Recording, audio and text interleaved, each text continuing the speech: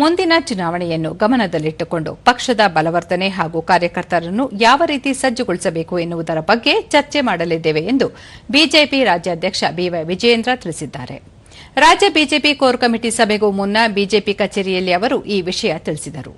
ವಿಧಾನ ಪರಿಷತ್ನ ಪ್ರತಿಪಕ್ಷ ನಾಯಕ ಛಲವಾದಿ ನಾರಾಯಣಸ್ವಾಮಿ ಮೇಲೆ ಗೂಂಡಾಗಿರಿ ಮಾಡಿದವರ ವಿರುದ್ಧ ತನಿಖೆ ನಡೆಸದೆ ಸರ್ಕಾರ ಬಿಜೆಪಿ ನಾಯಕರನ್ನು ಗುರಿ ಮಾಡುತ್ತಿದೆ ಎಂದು ರಾಜ್ಯ ಸರ್ಕಾರದ ವಿರುದ್ಧ ಆರೋಪಿಸಿದರು.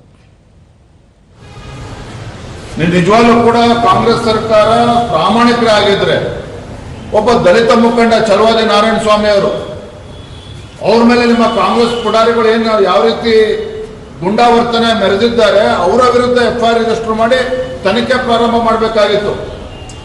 ಯಾಕೆ ಅಧಿಕಾರಿಗಳು ಕಣ್ಮುಚ್ಕೊಂಡು ಕೂತಿದ್ರು ಅದರ ಬಗ್ಗೆ ತನಿಖೆ ಮಾಡಬೇಕಾಗಿತ್ತು. ಅದನ್ನ ಮಾಡೋದನ್ನ ಬಿಟ್ಟು ಇವತ್ತು ಹಿಂದುಳಿದ ನಾಯಕರನ್ನ ಟಾರ್ಗೆಟ್ ಮಾಡ್ತಕ್ಕಂಥದ್ದು, ದಲಿತ ನಾಯಕರನ್ನ ಟಾರ್ಗೆಟ್ ಮಾಡುವಂಥದ್ದು, ಬಿಜೆಪಿ ಮುಖಂಡರಿಗೆ ಬೆದರಿಸ್ತಕ್ಕಂಥದ್ದು, ಬ್ಲ್ಯಾಕ್ ಮೇಲ್ ಮಾಡ್ತಕ್ಕಂಥದ್ದು ಇವ್ಯಾವ ಕೂಡ ಭಾರತೀಯ ಜನತಾ ಪಾರ್ಟಿ ಹೆದರೋಲ್ಲ, ಬೆದರೋದಿಲ್ಲ.